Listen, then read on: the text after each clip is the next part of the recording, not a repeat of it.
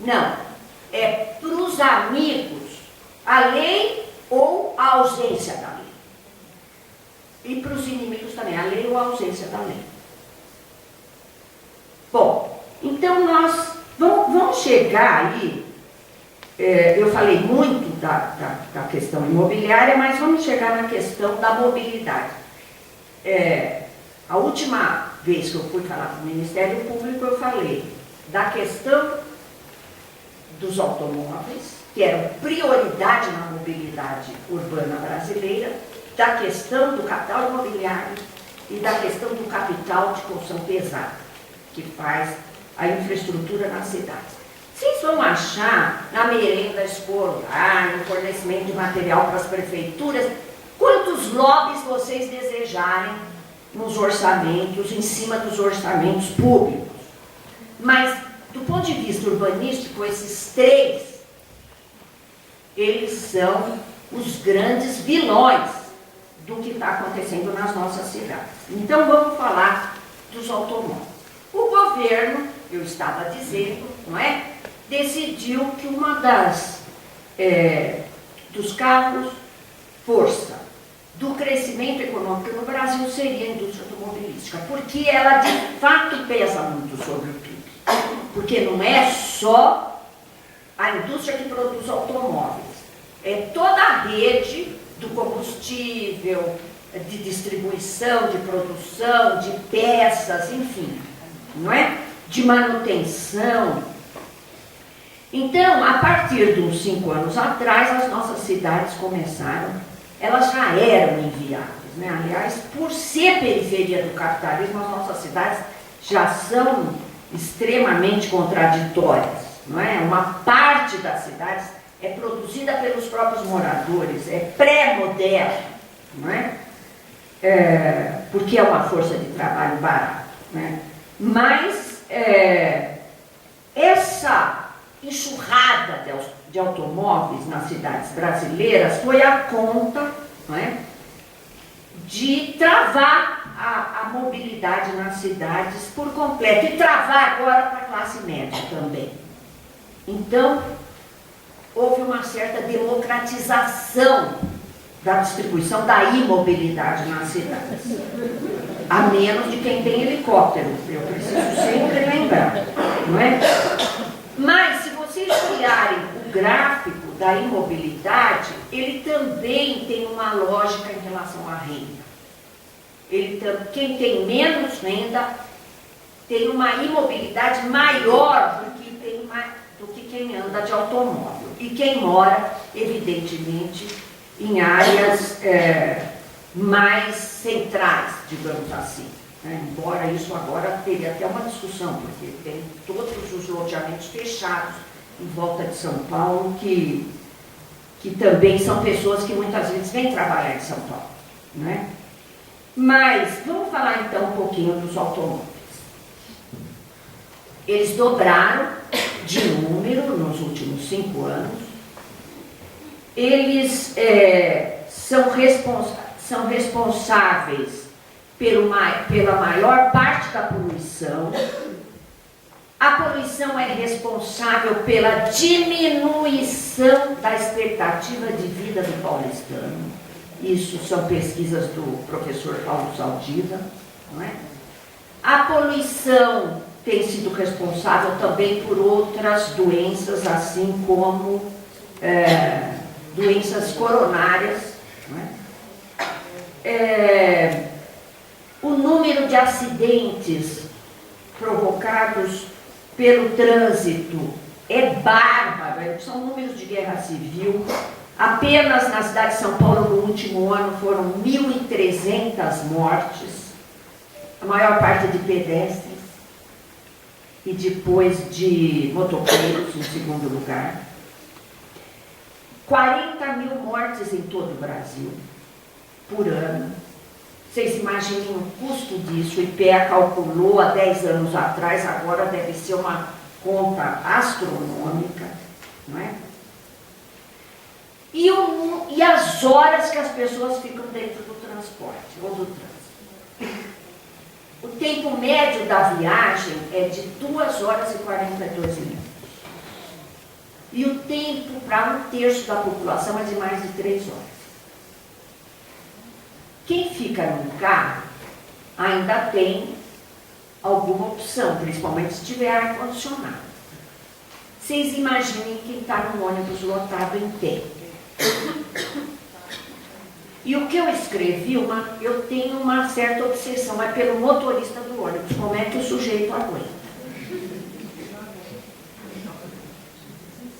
Como é que o sujeito aguenta? Sempre, se eu tivesse um tempinho na minha vida, eu ia querer fazer palestra para motorista de ônibus. Para eles terem suficiente material científico para exigir aposentadoria com menos anos de trabalho. Porque é um negócio pavoroso o que eles passam, não é? Bom, existe também, gente, uma pesquisa também da USP, que foi feita em 24 metrópoles mundiais, que coloca São Paulo como a cidade com maior taxa de doenças, lá eu li mentais, eu nem sabia que, para mim são doenças emocionais, mas enfim, eu não entendo do assunto.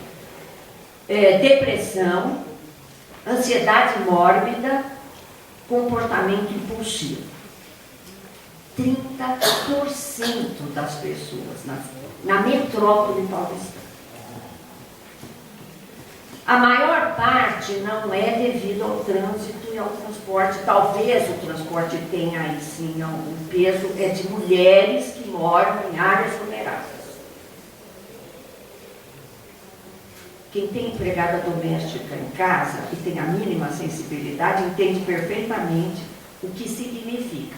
E eu estou lembrando aqui que 30% das mulheres, isso é um dado de alguns anos atrás, que eu gostaria de cruzar, 30% das famílias em São Paulo são dirigidas por mulheres.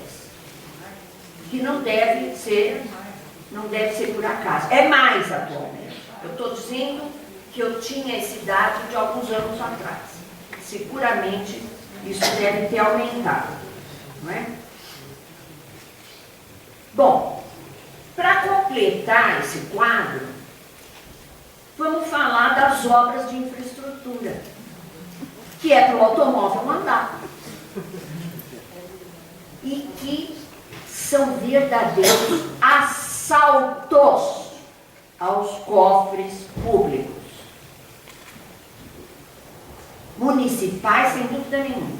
Eu não fiz pesquisa, mas estou fechando uma aposta aqui que é o maior item de investimento dos orçamentos municipais. Nós tivemos recentemente o caso da ampliação da marginal do Rio Tietê, na cidade de São Paulo. O orçamento inicial foi de 1 bilhão e 400 milhões.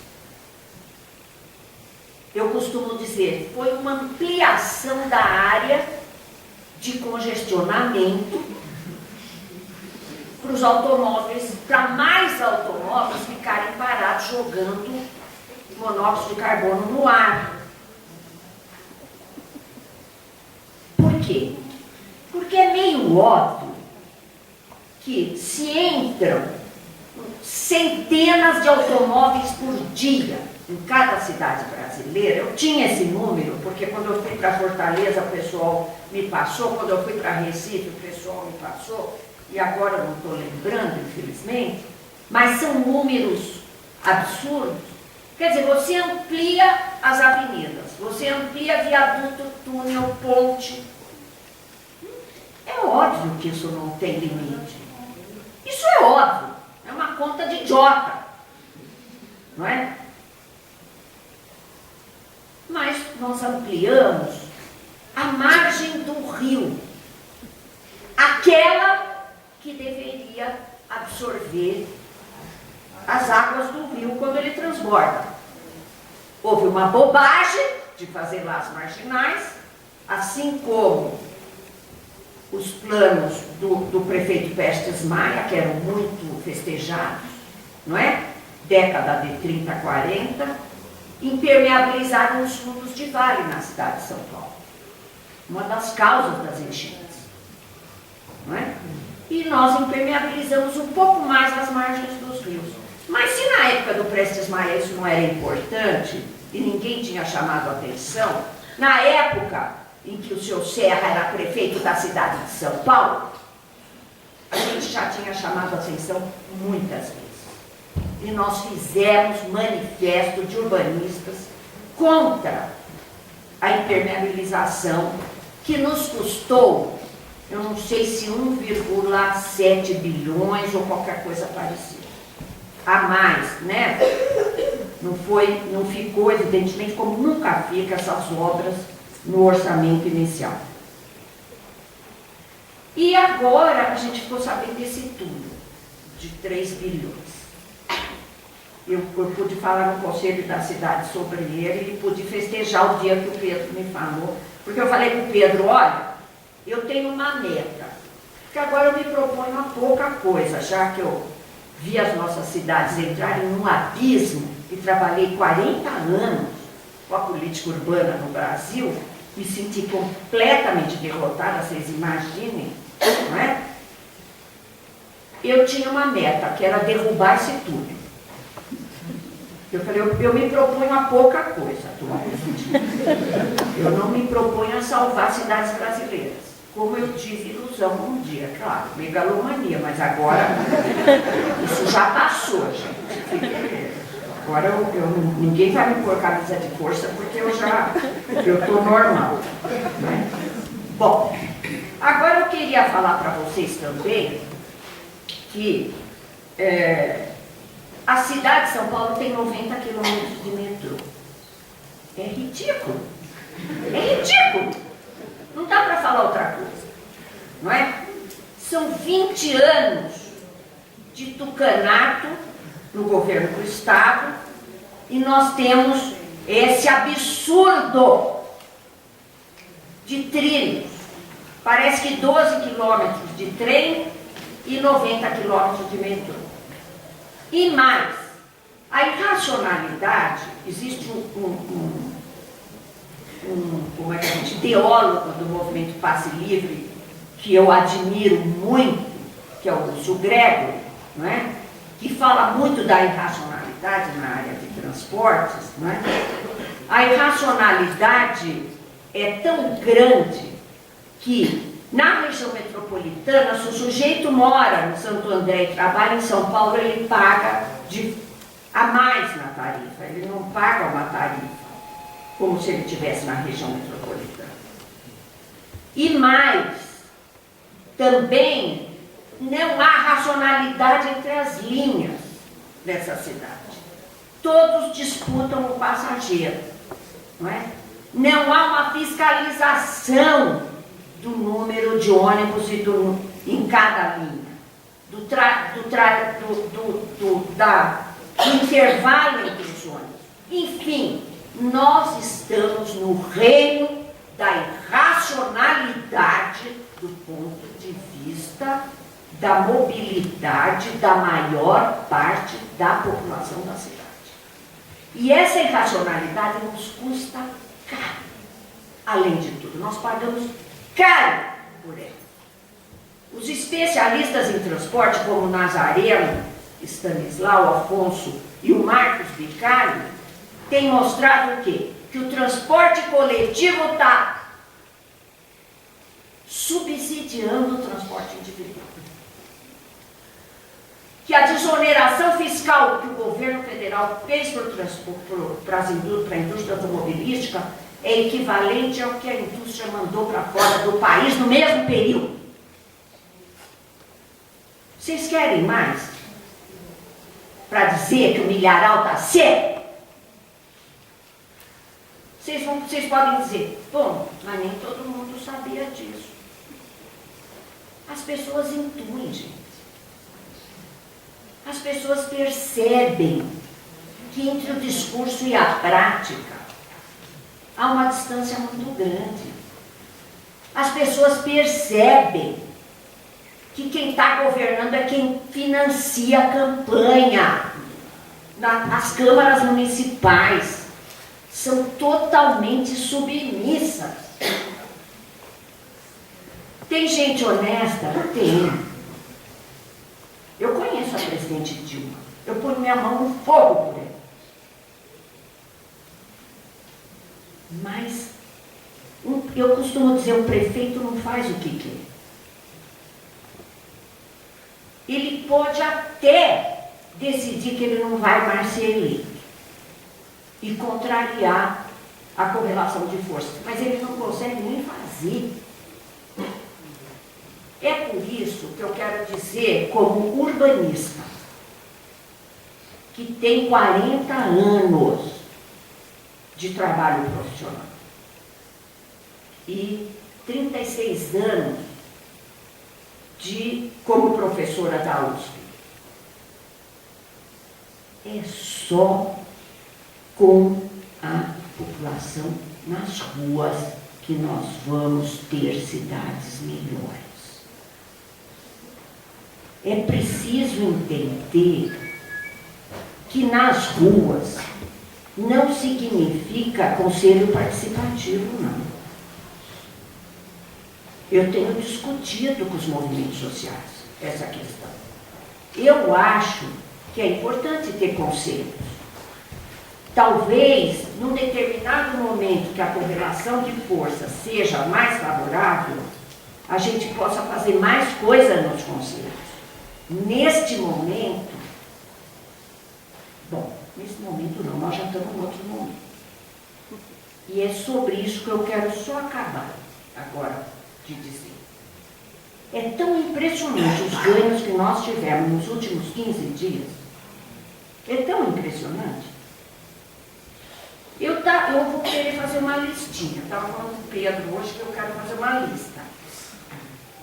Veja, o Pedro estava me falando, o governo do estado aumentou R$100 na Bolsa Aluguel. Bolsa Aluguel é aquilo que dão para quem é despejado à força. Aumentou R$100 agora. Essa foi a última coisa da minha listinha. Mas o número de projetos aprovados no Congresso Nacional, vocês não ficaram maravilhados? Não é uma coisa interessantíssima? Quando eu abri um jornal daqueles que distribuem carro, estava no táxi outro dia, criada a CPI dos transportes na Câmara Municipal. Uhul! Incrível, não é? Depois, como é que cancelada a licitação de 43 bilhões sobre transporte sobre ônibus na cidade de São Paulo. Uhul! Vocês imaginem, parecia um sonho que a gente pudesse cancelar essa licitação. E foi obra dos deuses que ela tivesse licitação exatamente na hora, a menos que eles soubessem disso. Não é? E uma das últimas notícias que eu recebi, cancelada a licitação do túnel de 3 bilhões de reais na cidade de São Paulo, onde o ônibus não ia passar. Vamos festejar. Gente, eu estou muito otimista. Muito obrigada.